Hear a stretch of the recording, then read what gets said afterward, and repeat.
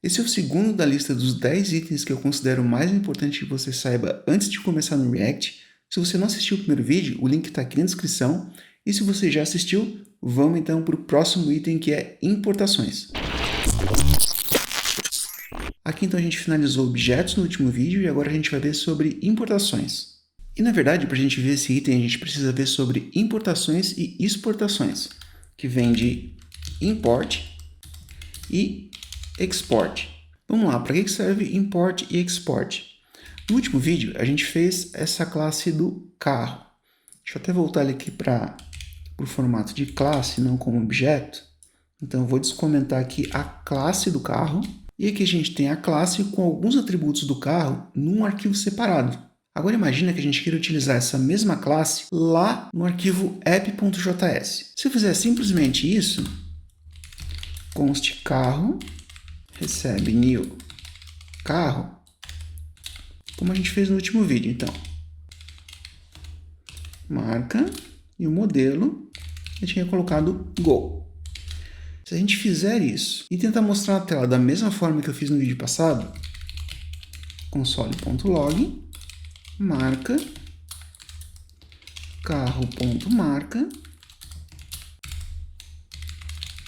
modelo, carro.modelo. Eu vou rodar e vai dar um erro. Vamos dar uma olhada no que aconteceu aqui. Ele está dizendo que foi um erro de referência. Carro não está definido. Ou seja, nesse arquivo app.js, ele não conhece a classe que está lá no carro.js. E como é que a gente faz para ele conhecer, então? É para isso que existe o export e o import. Quando a gente tem uma classe, ou uma função, ou mesmo uma variável em outro arquivo que a gente quer acessar em um arquivo diferente, a gente tem que utilizar a palavra-chave export. Por exemplo, eu venho aqui no carro, então eu quero utilizar o carro em outro arquivo, então eu vou fazer export class carro. E agora eu consigo importar essa classe carro em outros arquivos. Por exemplo, aqui no app, eu posso fazer então um import carro from, e aí eu digo qual que é o caminho onde que essa classe se encontra, que nesse caso vai ser aqui no mesmo caminho do app.js. Então, a gente utiliza ponto barra, porque está no mesmo caminho, e então a gente vai colocar carro.js. Só que aqui ainda tem um pequeno detalhe. Na hora que a gente utiliza o export, a gente tem o export default e a gente tem só o export. Qual que é a diferença? Dentro de um arquivo, a gente pode ter vários export, mas a gente só pode ter um export default. Quando eu coloco só export, na hora de fazer o import, a gente tem que importar ele entre chaves, porque esse não é o export default. A gente só pode importar sem as chaves aquela classe ou função ou variável que foi exportado utilizando a palavra-chave default. Então, nesse caso aqui, como eu não utilizei a palavra-chave default, eu tenho que importar o carro entre chaves. E agora sim, eu posso rodar. Mas ainda assim, se eu rodar, ele dá esse erro aqui. Porque o JavaScript normal, ele não reconhece essa forma de export e import. Para que isso funcione, a gente tem que colocar algumas configurações.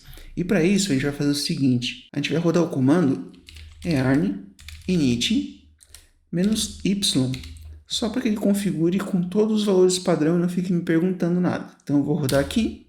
E ele vai criar um arquivo package.json. Ele criou, ele utilizou o nome da pasta como sendo o nome do meu projeto, ele colocou uma versão inicial, ele colocou um arquivo inicial, não existe esse arquivo, mas tudo bem, não tem problema, ele pode ficar aqui dessa forma porque a gente não vai utilizar ele. Ele colocou uma licença e o que a gente precisa fazer, na verdade, é colocar aqui o tipo desse projeto aqui, ele é do tipo módulo.